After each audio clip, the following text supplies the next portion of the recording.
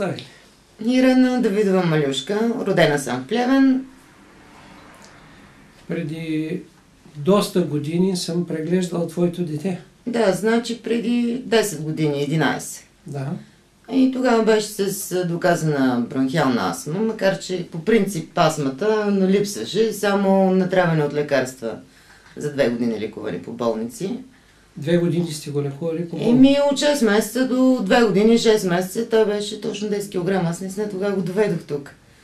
Така. И понеже вече накрая не можеше да приема много лекарства и доведохме тук.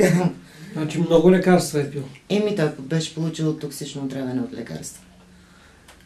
Дадох му билки.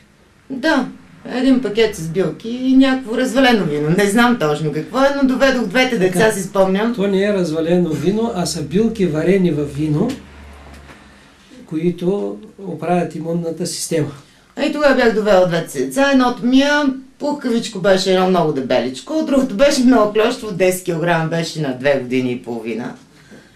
Сега, като му дадохме тия билки, какво стана? Значи 1 година не пи лекарства, в смисъл, че беше на билки. Така говорихме с вас тогава.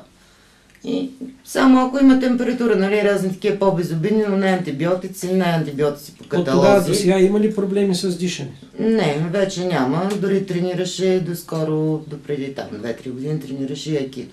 Значи сме го излекували стабилно? Да, няма проблем. Много ти благодаря. Моля.